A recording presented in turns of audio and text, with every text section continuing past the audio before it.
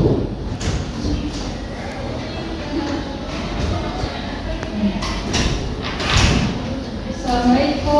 Waalaikumsalam warahmatullahi wabarakatuh. Bagaimana kabar adik-adik hari ini? Baik, Ibu. Alhamdulillah. Jadi untuk mengawali pembelajaran pada pagi hari ini, alangkah baiknya kita berdoa dulu. Untuk ketua kelasnya mohon untuk dipimpin untuk berdoa. Untuk ketua kelasnya siapa? Saya, Bu. Oh ya, Ibu Yati, tolong dipimpin untuk berdoa. Baik, teman-teman, sebelum memulai kegiatan belajar pagi hari ini, marilah kita berdoa bersama-sama. Berdoa dimulai.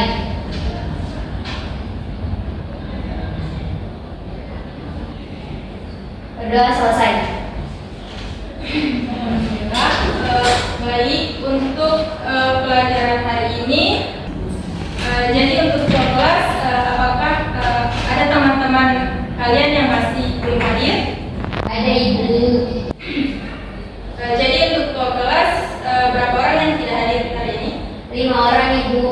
Baik, nanti ditulis ya, nanti diberikan ke saya. Iya, Ibu.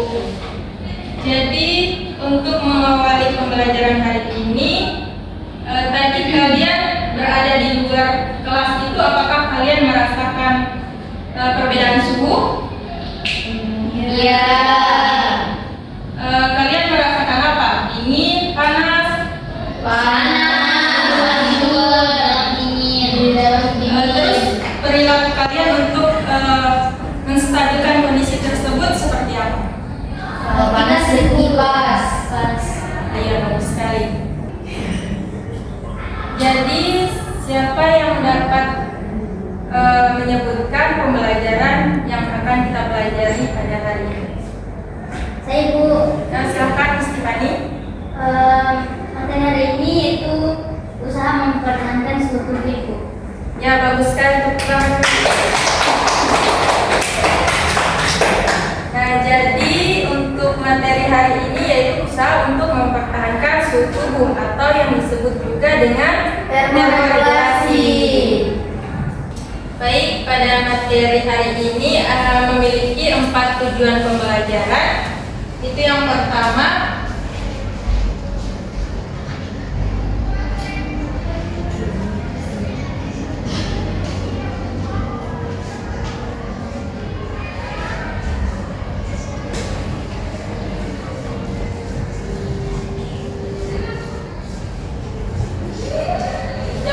yaitu pengertian termoregulasi.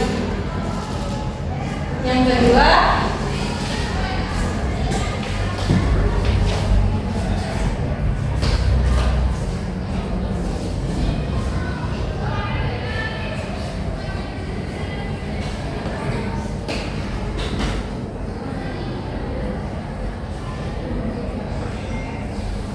yaitu macam-macam termoregulasi. Yang ketiga,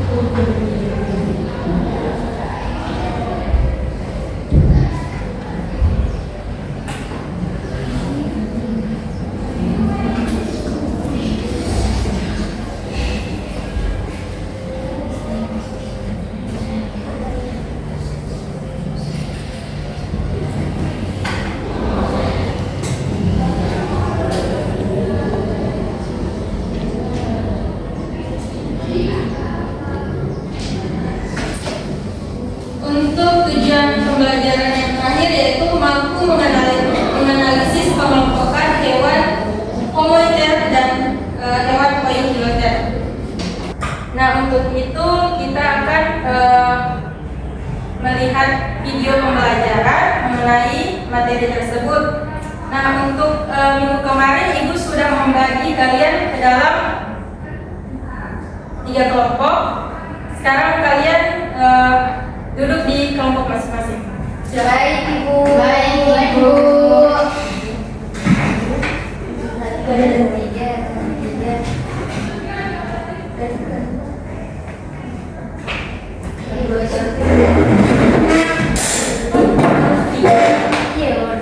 Tidak bisa sebagai Kita sampai ya? Iya,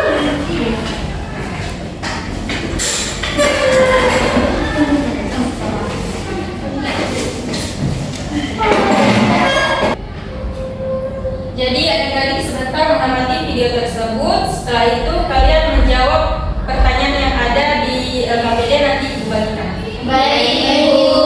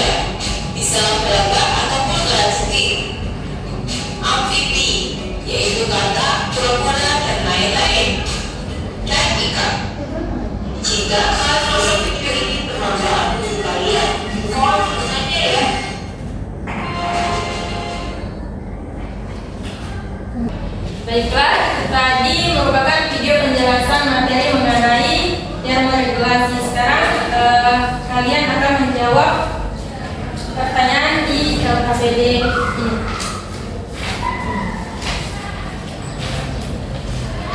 Makasih, Bu.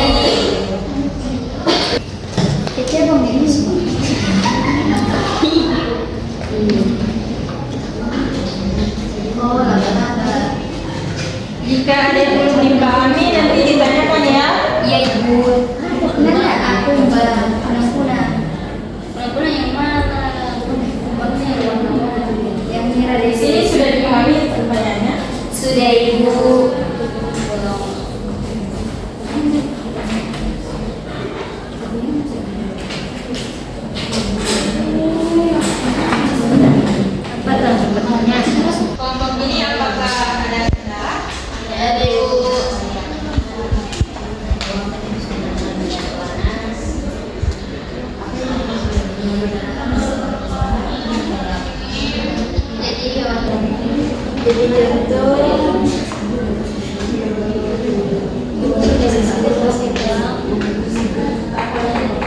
oh iya.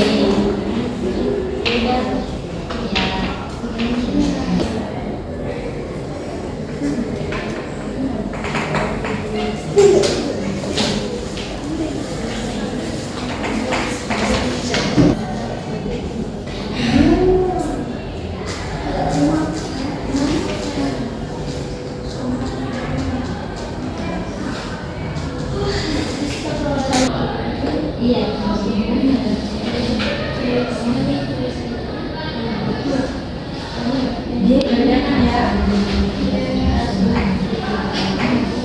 Ini sudah? Sudah Ibu.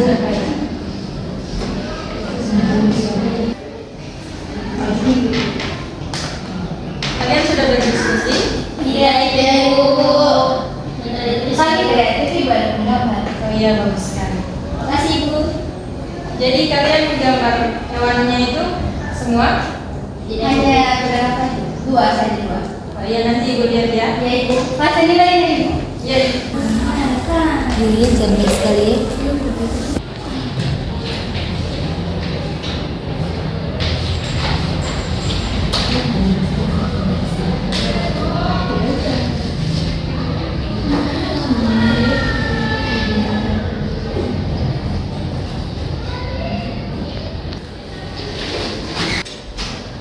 Jadi semua kelompok sudah menjawab pertanyaannya? Sudah Ibu. Tepuk tangan kita semua.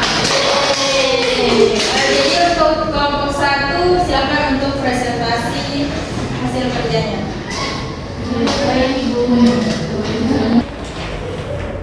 Baik, saya perwakilan dari kelompok 1 akan menjawab pertanyaan yang ada pada LKPD, yaitu apa yang dimaksud dengan hewan berdarah dingin.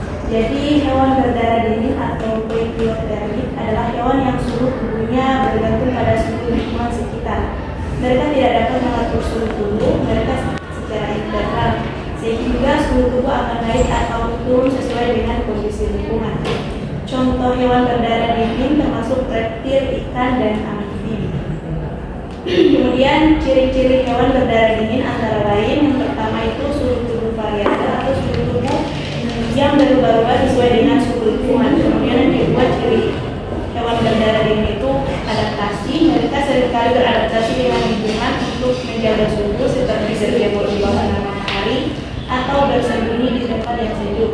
Kemudian yang ketiga, metabolisme. Mereka cenderung lebih lambat dibandingkan hewan berdarah panas, terutama pada suhu yang rendah. Sekian pemaparan dari kami. Terima kasih. Saya kembalikan kepada Ibu. Baik, untuk jawabannya bagus sekali.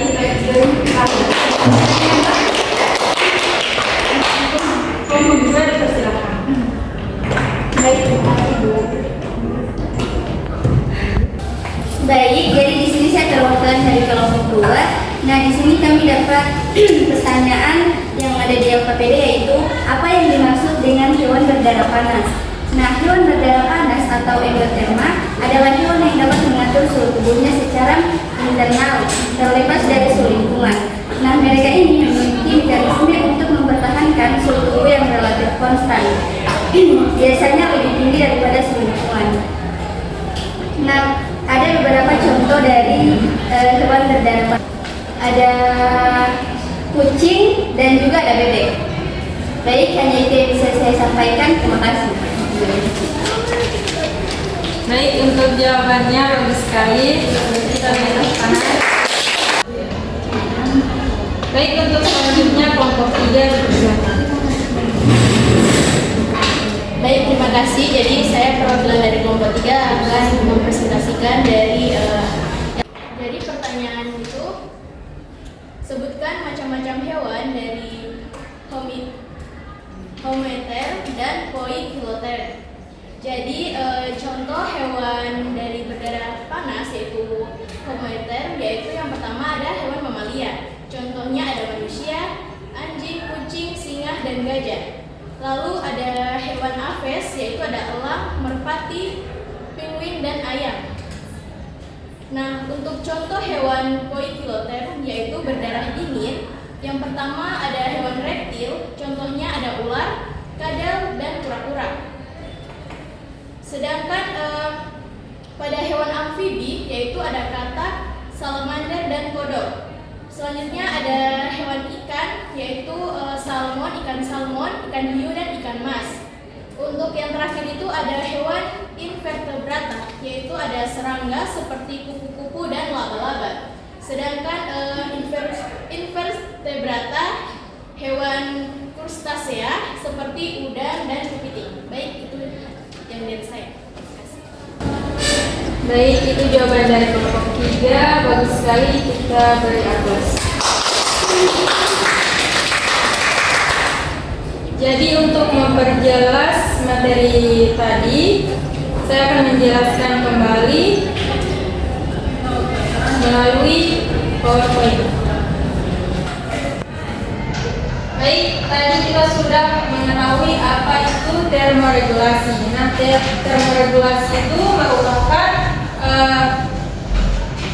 pengaturan suhu tubuh. Nah, di sini termoregulasi berasal dari kata termo yang artinya suhu dan regulasi yang artinya pengaturan.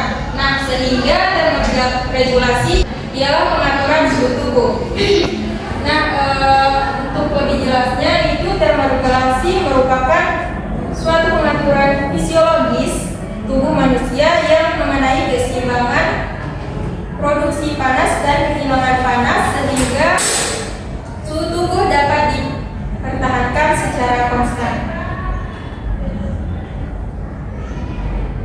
Selanjutnya itu pengaruh suhu pada lingkungan hewan dibagi menjadi 2 golongan, yaitu ada poikiloter dan juga homoiter yang tadi sudah adik-adik pelajari. Nah, untuk poikiloter tersebut dia biasa disebut juga dengan hewan berdarah dingin. Nah, hewan berdarah dingin ini adalah hewan yang suhu tubuhnya kira-kira sama dengan suhu tubuh lingkungan sekitarnya. Nah, untuk hewan berdarah dingin itu suhu tubuhnya dipengaruhi oleh lingkungan sekitar. Nah, untuk contohnya di sini ada gambar ikan, ada reptil dan juga amfibi.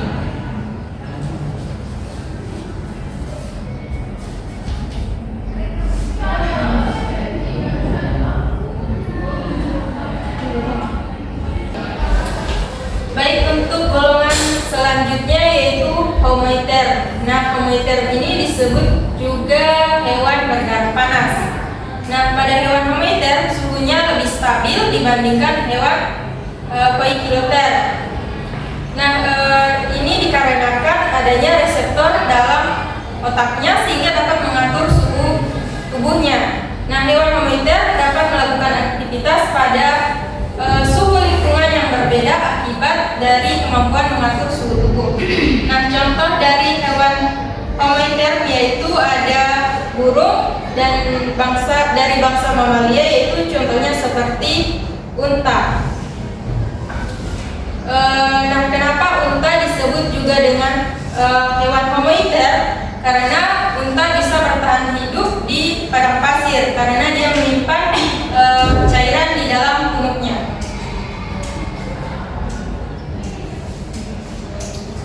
Nah, selanjutnya itu mekanisme perubahan panas tubuh hewan. Nah, di sini ada 4. Yang pertama itu konduksi. Nah, konduksi itu merupakan perpindahan atau pergerakan panas antara dua benda yang saling bersentuhan. Dalam hal ini panasnya akan berpindah dari benda yang suhunya lebih tinggi ke benda yang suhunya lebih rendah. Jadi bisa kita lihat gambar di samping itu gambar komodo di mana perpindahan suhu tubuhnya dan suhu yang ada di batu tersebut itu saling melakukan perpindahan.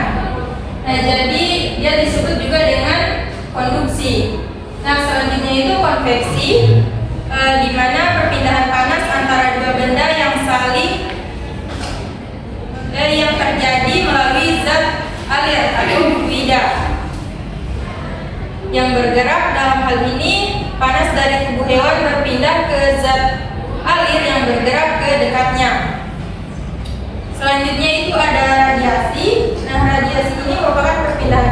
antara dua benda yang tidak saling bersentuhan.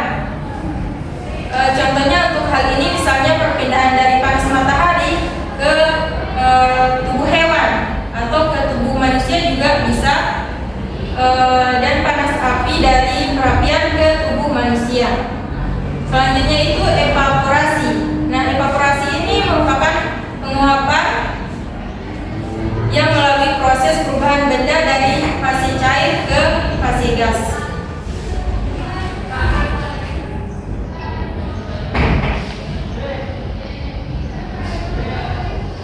Selanjutnya itu ada adaptasi yang berhubungan dengan pengaturan suhu tubuh hewan. Pertama itu adaptasi morfologi. Nah, adaptasi morfologi ini penyesuaian pada organ tubuh yang disesuaikan dengan kebutuhan organisme hidup. Nah, adaptasi morfologi contohnya pada kelas Apes, di mana dengan adanya bulu dapat mempertahankan kondisi tubuh mereka. Selanjutnya adaptasi fisiologi. Untuk adaptasi ini dia melakukan penyesuaian dipengaruhi oleh lingkungan sekitarnya yang menyebabkan adanya penyesuaian pada alat-alat tubuh untuk mempertahankan hidup dengan baik. Contoh adaptasi fisiologi ini itu seperti pada hewan unta yang tadi saya sudah jelaskan, di mana seperti pada binatang unta yang mempunyai kampung air di punuknya untuk menyimpan air agar tahan dan tidak minum di padang pasir. Selanjutnya itu adaptasi tingkah laku. Nah, adaptasi tingkah laku ini contohnya pada beberapa hewan. Di sini ada 4 hewan. Nah, untuk yang hewan pertama itu pada ikan atau Pisces. Jika di lingkungan panas, adaptasi yang dilakukan ikan adalah dengan berenang ke perairan yang lebih dasar atau menuju ke tempat yang intensitasnya sinar matahari lebih sedikit seperti di bawah pepohonan. Nah, kita sering melihat bahwa ikan jika terkena panas matahari langsung dia akan berpindah ke bawah pohon, ke tempat rindang untuk menstabilkan suhu tubuhnya. Selanjutnya itu katak atau amfibi. Nah, tingkah laku yang dilakukan katak adalah bersembunyi pada bongkahan tanah yang dianggap lebih rendah suhunya. Jadi dia memiliki tingkah laku untuk mempertahankan suhu tubuh. Itu dia pergi ke bongkahan tanah. Baik, untuk hewan selanjutnya itu belalang atau insekta. Nah, pada lingkungan panas, belalang beradaptasi secara morfologi dengan cara mengubah warna pada tubuhnya. Nah, secara tingkah laku yang dilakukan belalang adalah bersembunyi di bawah daun. Selanjutnya itu ular atau reptil. Dia secara tingkah laku, ular melakukan adaptasi pada lingkungan dengan bersembunyi di bawah tanah atau dalam liangnya.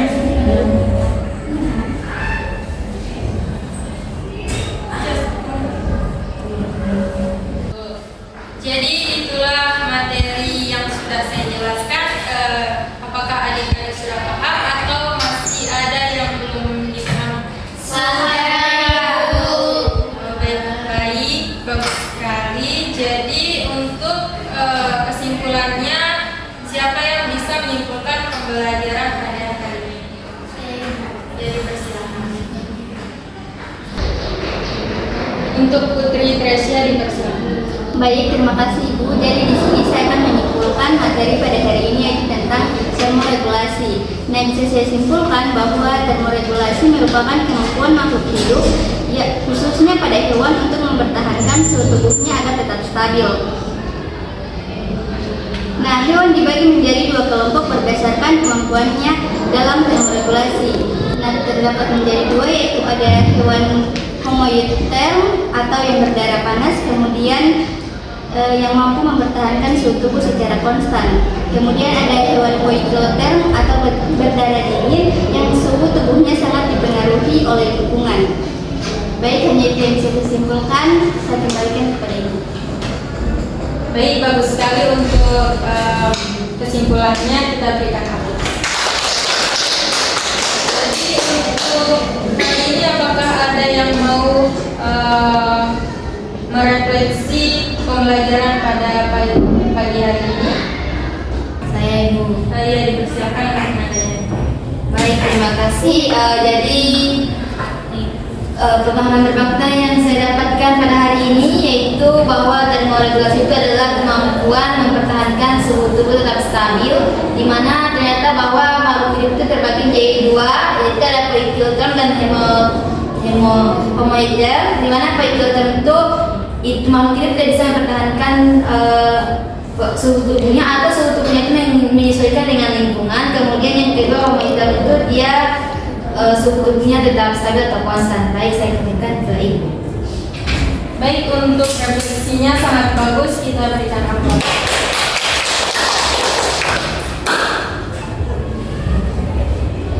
Baik, untuk refleksi dan kesimpulannya itu sangat bagus. Nah, Ibu sedikit menyinggung di mana termoregulasi itu merupakan proses mempertahankan suhu tubuh.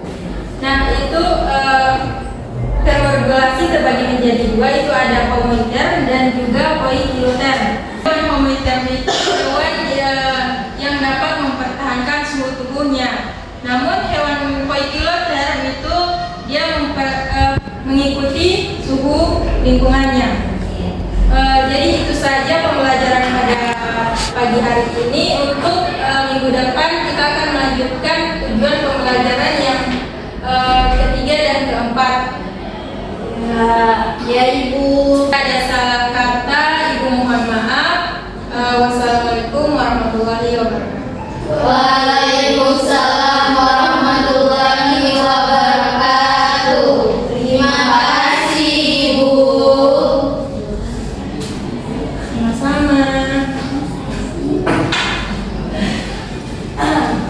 Baik, untuk kursinya nanti dirapikan kembali dan LCD-nya nanti dipulangkan ke ruang guru ya. Ya Ibu. Terima kasih. Ya Ibu.